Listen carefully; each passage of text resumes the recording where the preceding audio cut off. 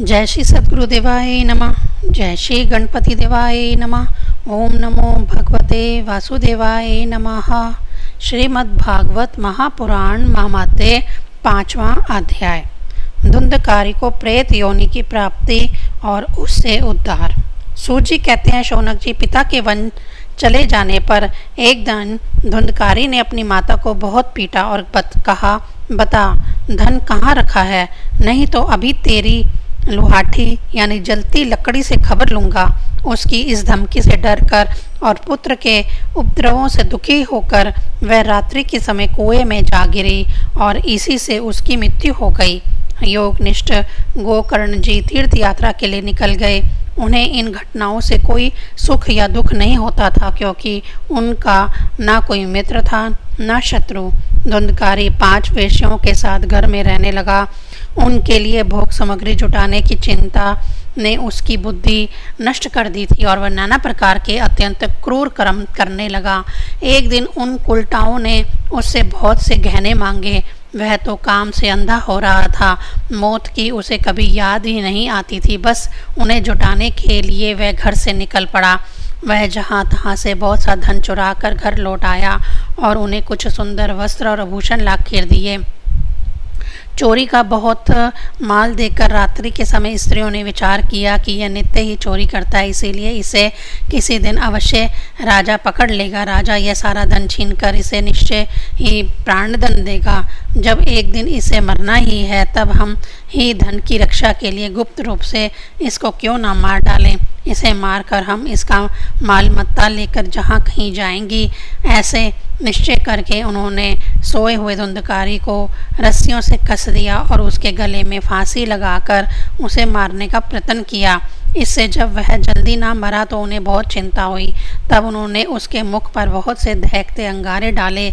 इससे वह अग्नि की लपटों से बहुत छटपटाकर मर गया। उन्होंने उसके शरीर को एक गड्ढे में डालकर गाड़ दिया। सच है, स्त्रियां प्रायः बड़ी दुस्साहसी होती हैं। उनके इस कृत्य का किसी को भी पता ना चला। लोगों के पूछने पर कह देती थी कि हमारे प्रीतम पैसे के लोभ से अब की बार कहीं दूर चले गए हैं, इसी वर्ष के अंदर लौट आएंगे। बुद्धिमान पुरुषों को दुष्टा स्त्रियों का कभी विश्वास नहीं करना चाहिए। जो मूर्ख इनका विश्वास करता है उसे दुखी होना पड़ता है। इनकी वाणी तो अमृत के समान कामियों के हृदय में रस का संचार करती है, किंतु हृदय छुरे के धार के समान तीक्ष्ण होता है। भला इन स्त्रियों का कौन प्यारा है। वह कुलटाएं धुंधकारी की सारी संपत्ति समेटकर वहां से चंपत हो गई। उनके ऐसे ना जाने कितने पति थे और धुंधकारी अपने कुकर्मों के कारण भयानक प्रेत हुआ। वह बवंडर के रूप में सर्वदा 10 दिशाओं में भटकता रहता था तथा शीत धाम से संतप्त और भूख प्यास से व्याकुल होने के कारण हा देव चिल्लाता रहता था, परंतु उसे कहीं भी कोई आश्रय ना मिला। कुछ काल बीतने पर गोकर्ण ने भी लोगों के मुख से धुंधकारी की मृत्यु का समाचार सुना। तब उसे अनाथ समझकर उन्होंने उसका गया जी में श्राद्ध किया और वे वह जहाँ वह जाते थे उसका श्राद्ध अवश्य करते थे। इस प्रकार घूमते घूमते गोकर्ण जी अपने नगर में आए और रात्रि के समय दूसरों की दृष्टि से बचकर सीधे अपने घर के आंगन में सोने के लिए पहुंचे। वहां अपने भाई को सोवा देख आधी रात के समय धुंधकारी ने अपना बड़ा विकट रूप दिखाया। वह कभी भेड़ा, कभी हाथी, कभी भैंसा, कभी इंद्र और कभी अग्नि का रूप धारण करता। अंत में वह मनुष्य के आकार में प्रकट हुआ। यह विपरीत अवस्था देखकर गोकर्ण ने निश्चय किया कि यह कोई दुर्गति को प्राप्त हुआ जीव है। तब उन्होंने उससे धैर्यपूर्वक पूछा। गोकर्ण ने पूछा, तू कौन है? रात्रि के समय ऐसे भयानक रूप क्यों दिखा रहा है? तेरी यह दशा कैसे हुई? हमें यह बता तो सही। तू प्रेत है, पिशाच है अथवा कोई राक्षस है? सूत जी कहते हैं, गोकर्ण के इस प्रकार से पूछने पर वह बार बार जोर जोर से रोने लगा। उसमें बोलने की शक्ति नहीं थी, इसलिए उसने केवल संकेत मात्र किया। तब गोकर्ण ने अंजलि में जल लेकर उसे अभिमंत्रित करके उस पर छिड़का।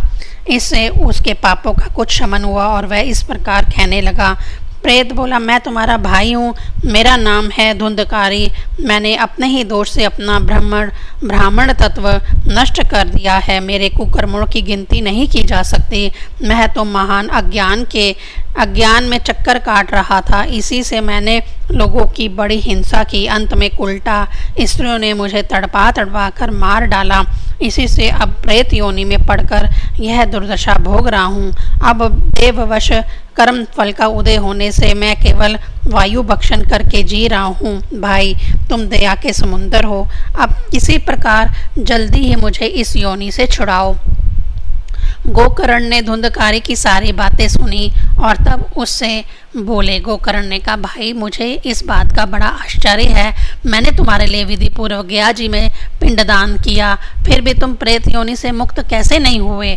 यदि गया श्राद्ध से भी तुम्हारी मुक्ति नहीं हुई, तब इसका और कोई उपाय ही नहीं है। अच्छा, तुम सब बात खोल कर कहो, अब मुझे करना क्या चाहिए? प्रेत ने कहा, मेरी मुक्ति सैकड़ों गया श्राद्ध करने से भी नहीं हो सकती। अब तो तुम इसका कोई और उपाय सोचो। प्रेत की यह बात सुनकर गोकर्ण को बड़ा आश्चर्य हुआ। वह कहने लगे, यदि सैकड़ों गया श्राद्धों से भी तुम्हारी मुक्ति नहीं हो सकती, तब तो तुम्हारी मुक्ति असंभव ही है। अच्छा, अभी तो तुम निर्भय होकर अपने स्थान पर रहो, मैं विचार करके तुम्हारी मुक्ति के लिए कोई दूसरा उपाय करूंगा। गोकर्ण की आज्ञा पाकर धुंधकारी वहां से अपने स्थान पर चला आया। इधर गोकर्ण ने रात भर विचार किया, तब भी उसे कोई उपाय नहीं सूझा। प्रातःकाल उनको आया देख लोग प्रेम से उनसे मिलने आए। तब गोकर्ण ने रात में जो कुछ जिस प्रकार हुआ था वह सब सुना दिया। उनमें से जो लोग विद्वान, योगनिष्ठ, ज्ञानी और वेदज्ञ थे, उन्होंने भी अनेकों शास्त्रों का उलट पलट करके देखा, तो भी उसकी मुक्ति का कोई उपाय ना मिला। तब सब ने यही निश्चय किया कि इस विषय में सूर्य नारायण जो आज्ञा करें वही करना चाहिए। अतः गोकर्ण ने अपने तपोबल से सूर्य की गति को रोक दिया। उन्होंने स्तुति की, भगवान, आप सारे संसार के साक्षी हैं, मैं आपको नमस्कार करता हूँ। आप मुझे कृपा करके धुंधकारी की मुक्ति का साधन बतलाइए। गोकर्ण की यह प्रार्थना सुनकर सूर्यदेव ने दूर से ही स्पष्ट शब्दों में कहा, श्रीमद् भागवत से मुक्ति हो सकती है, इसलिए तुम उसका सप्ताह प्रयाण करो। सूर्य का यह धर्ममय वचन वहाँ सभी ने सुना। तब सब ने यही कहा कि प्रयत्न पूर्वक यही करो। है भी यह साधन बहुत सरल। अतः गोकर्ण ने भी तदनुसार निश्चय करके कथा सुनाने के लिए तैयार हो गए। देश और गांवों से अनेकों लोग तक कथा सुनने के लिए आए। बहुत से लूंगे, लंगड़े, अंधे, भेड़, बूढ़े और मंद बुद्धि पुरुष भी अपने पापों की निवृत्ति के उद्देश्य से वहां आ पहुंचे। इस प्रकार वहां इतनी भीड़ हो गई कि उसे देखकर देवताओं को भी आश्चर्य होता था। जब गोकर्ण जी व्यास गद्दी पर बैठकर कथा कहने लगे, तब वह प्रेत भी वहां आ पहुंचा और इधर उधर बैठने के लिए स्थान ढूंढने लगा। इतने में ही उसकी दृष्टि एक सीधे रखे हुए 7 गांठ के बांस पर पड़ी। उसी के नीचे के छिद्र में घुसकर वह कथा सुनने के लिए बैठ गया। वायु रूप होने के कारण वह बाहर कहीं बैठ नहीं सकता था, इसलिए बांस में घुस गया।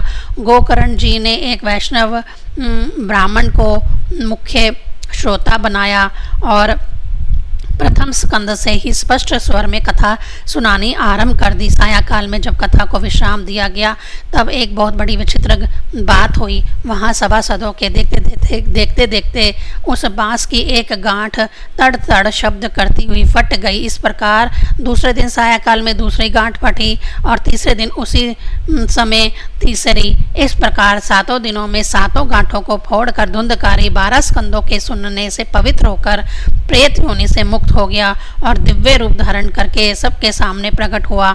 उसका मेघ के समान श्याम शरीर पीतांबर और तुलसी की मालाओं से सुशोभित था तथा सर पर मुकुट, मनोहर मुकुट और कानों में कामने कुंडल झिलमिला रहे थे। उसने तुरंत अपने भाई गोकर्ण को प्रणाम करके कहा, भाई, तुमने कृपा करके मुझे प्रेत योनि की यातनाओं से मुक्त कर दिया। यह प्रेत पीड़ा का नाश करने वाली श्रीमद् भागवत की कथा धन्य है तथा श्री कृष्णचंद्र के धाम की प्राप्ति कराने वाला इसका सप्ताह प्रयाण भी धन्य है। जब सप्ताह श्रवण का योग लगता है, तब सब पाप थर्रा उठते हैं कि अब यह भागवत की कथा जल्दी ही हमारा अंत कर देगी। जिस प्रकार आग गीली सूखी छोटी बड़ी सब तरह की लकड़ियों को जला डालती है, उसी प्रकार यह सप्ताह श्रवण मन, वचन और कर्म द्वारा किए गए नए पुराने छोटे बड़े सभी प्रकार के पापों को भस्म कर देता है। विद्वानों ने देवताओं की सभा में कहा है कि जो लोग इस भारतवर्ष में श्रीमद् भागवत की कथा नहीं सुनते उनका जन्म व्यर्थ ही है। भला मोहपूर्वक लालन पालन करके यदि इस अनित्य शरीर को हष्टपुष्ट और बलवान भी बना लिया तो भी श्रीमद् भागवत की कथा सुने बिना इससे क्या लाभ हुआ। अस्थियां ही इस शरीर के आधार स्तंभ हैं। नस नाड़ी रूप रस्सियों से यह बंधा हुआ है। ऊपर से इस पर मांस और रक्त थोप कर इसे चरम से मढ़ दिया गया है। इसके प्रत्येक अंग में दुर्गंध आती है क्योंकि है तो यह मलमूत्र का भांड ही है। वृद्धावस्था और शौक के कारण यह परिणाम में दुखमय ही है। रोगों का तो घर ही ठहरा। यह निरंतर किसी न किसी कामना से पीड़ित रहता है। कभी इसकी तृप्ति नहीं होती। इसे धारण किए रहना भी एक भार ही है। इसके रोम रोम में दोष भरे हुए हैं और नष्ट होने में इसे एक क्षण भी नहीं लगता। अंत में यदि इसे गाड़ दिया जाता है तो इसके कीड़े बन जाते हैं। कोई पशु खा जाता है तो कोई विष्ठा हो जाता है तो और अग्नि में जला दिया जाता है। ये तो भस्म की ढेरी हो जाता है। ये तीन ही इसकी गतियां बताई गई हैं। ऐसे अस्थिर शरीर से मनुष्य अविनाशी फल देने वाला काम क्यों नहीं बना लेता। जो अन्न प्रातः काल पकाया जाता है वह सायंकाल तक बिगड़ जाता है। फिर उसी के रस से पुष्ट हुए शरीर की नित्यता कैसी। इस लोक में सप्ताह श्रवण करने से भगवान की शीघ्र ही प्राप्ति हो सकती है। अतः सब प्रकार के दोषों की निवृत्ति के लिए एकमात्र यही साधन है। जो लोग भागवत की कथा से वंचित हैं वह तो जल में बुदबुदे और जीवों में मच्छरों के समान केवल मरने के लिए ही पैदा होते हैं।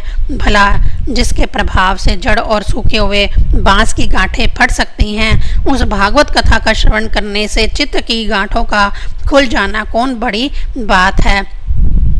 सप्ताह श्रवण करने से मनुष्य के हृदय की गांठ खुल जाती है। उसके समस्त संशय छन भन हो जाते हैं और सारे कर्म क्षीण हो जाते हैं। यह भागवत कथा रूप तीर्थ संसार के कीचड़ को धोने में बड़ा ही पटु है।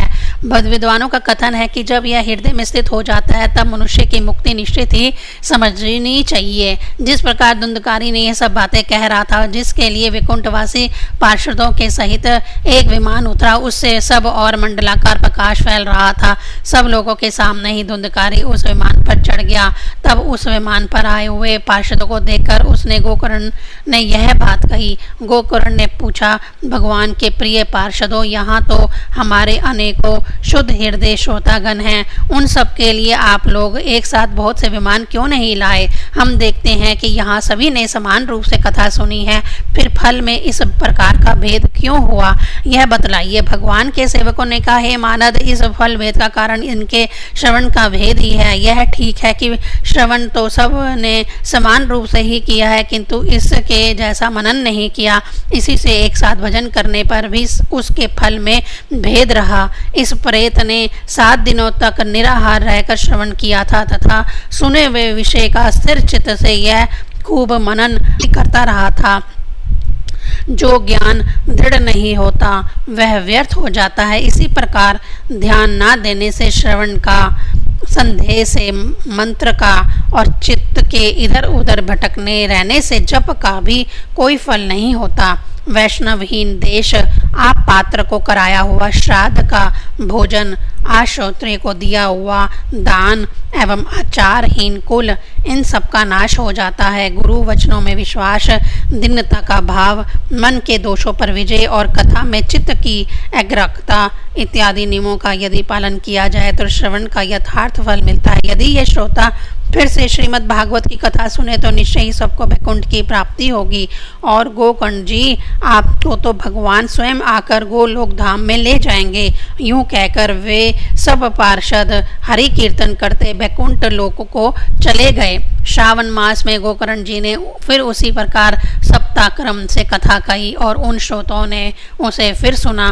नारद जी, इस कथा की समाप्ति पर जो कुछ हुआ वह सुनिए। वहाँ भक्तों से भरे हुए विमानों के साथ स्वयं भगवान प्रकट हुए और सब ओर से खूब जय जयकार और नमस्कार की ध्वनियां होने लगी। भगवान स्वयं हर्षित होकर अपने पंचजन्य शंख की ध्वनि करने लगे और उन्होंने गोकर्ण को हृदय से लगाकर अपने ही समान बना लिया। उन्होंने क्षण भर में ही अन्य सब श्रोताओं को भी मेघ के समान श्याम वरण, रेशमी पीताम्बर धारी तथा करीट और कुंडल आदि से विभूषित कर दिया। उस गांव में कुत्ते और चंडाल पर्यंत जितने भी जीव थे वह सभी गोकर्ण जी की कृपा से विमानों पर चढ़ लिए गए तथा जहाँ योगीगण जाते हैं उस भगवत धाम में वह भेज दिए गए। इस प्रकार भक्तवत्सल भगवान श्री कृष्ण कथा श्रवण से प्रसन्न होकर गोकर्ण जी को साथ ले अपने ग्वाल बालों के प्रिय गोलोक धाम में चले गए। पूर्व काल में जैसे अयोध्यावासी भगवान श्री राम के साथ साकेत धाम सधारे थे, उसी प्रकार भगवान श्री कृष्ण उन सब को योगी दुर्लभ गोलोक धाम को ले गए, जिस लोक में सूर्य चंद्रमा और सिद्धों की भी कभी गति नहीं हो सकती। उसमें वे श्रीमद् भागवत श्रवण करने से चले गए।